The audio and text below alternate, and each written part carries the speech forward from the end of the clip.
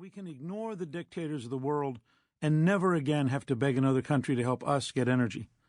This audiobook, which for the first time synthesizes all my major pro-energy proposals developed in my newsletter Winning the Future, my book Real Change, and in many other venues, is dedicated to giving you the arguments to win the debate for more American energy now.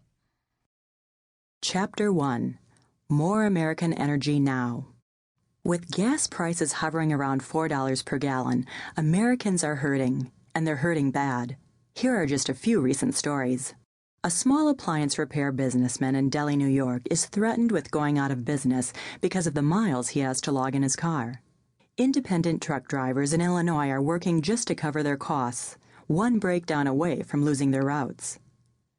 A church in Rogers, Arkansas that relies on parishioners' donations has become financially strapped because all the giving is going in the gas tank.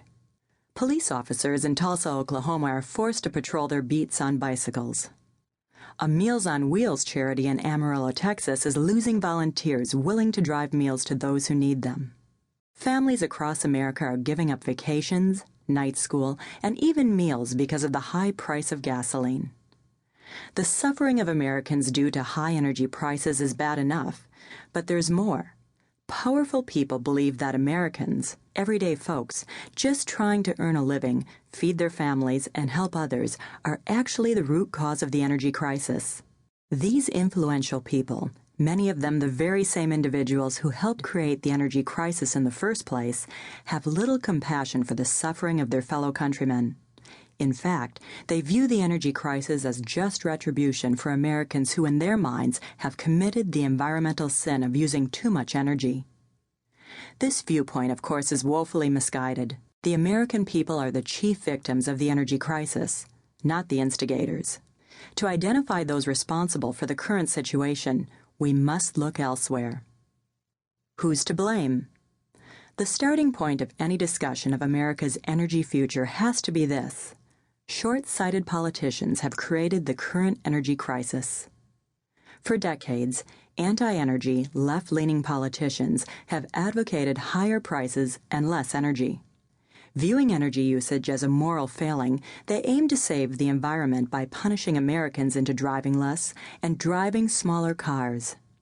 As Speaker Nancy Pelosi has insisted, they're saving the planet. Now their policies have been executed with a vengeance.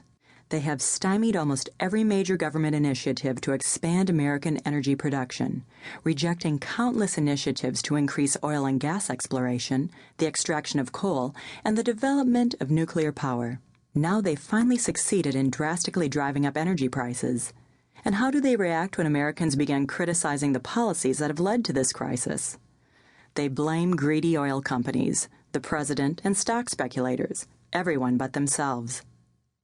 Because they aren't honest about the misguided policies that caused this crisis, these left-leaning politicians can't recommend effective policies that will lead us out of it. They are the problem. These politicians want scapegoats, while the American people want solutions. Left-wing politicians cling to a relentlessly anti-oil, anti-coal, anti-nuclear agenda.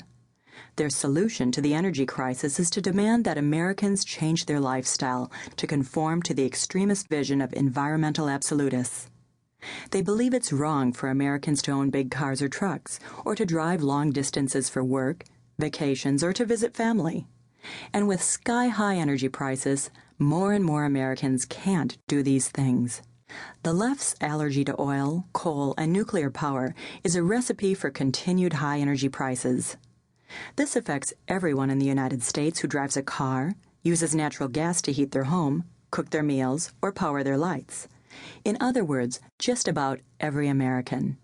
And the pain will spread even further in the form of higher inflation as the high cost of energy ripples through the entire economy. What's more, the negative impact of the left's policies is not confined to our borders. Its platform is also a recipe for making things tougher on the poorest people in developing countries. This is because high energy prices raise the cost of everything from fertilizer to food transportation. In the end, high energy prices are a formula for making the world's hungry even hungrier. A matter of national security. Not only does the current energy crisis